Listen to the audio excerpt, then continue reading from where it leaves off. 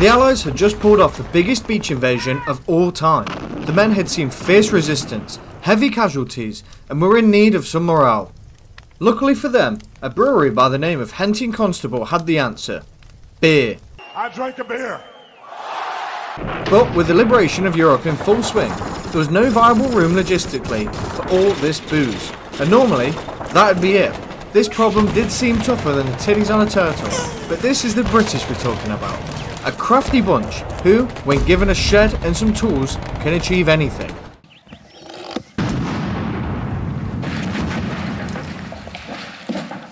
Look what you've done to my bloody shed, man!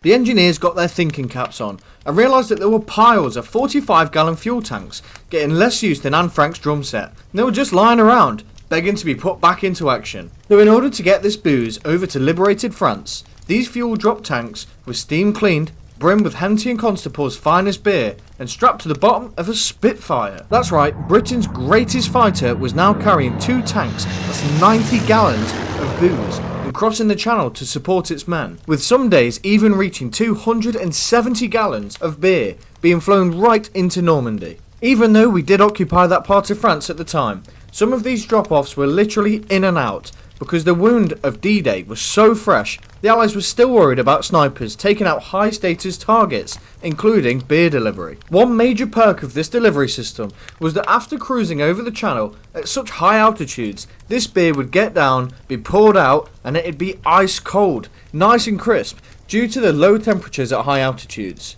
Have a nice cold pint and wait for all this to blow over.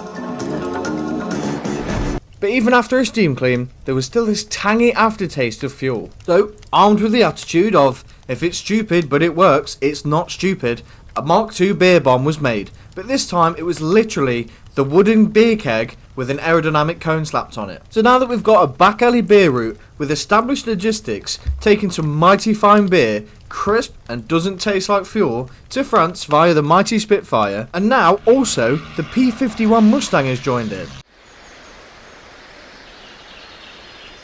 So what could go wrong? Well, there was one man that could put a halt to this. Not Churchill, not Hitler, but the taxman. Yep, Britain's infamous taxman had come round and ruined it. It was almost like he'd sided with the Jerrys.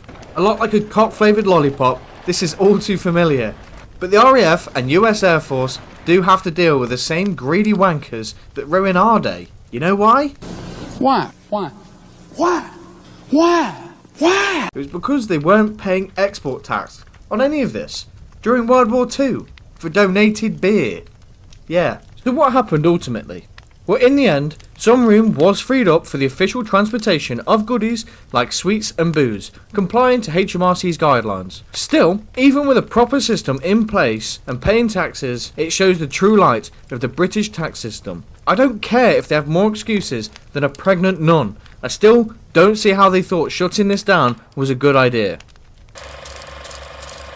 I've started this video series so that I can get around to buying back a car that I so deeply miss. It's not a fortune, but I just can't afford to buy it. So I'm going to keep pumping these videos out until that happens. So come along for the ride. You know, subscribe, like, comment, donate all of your hard-earned cash.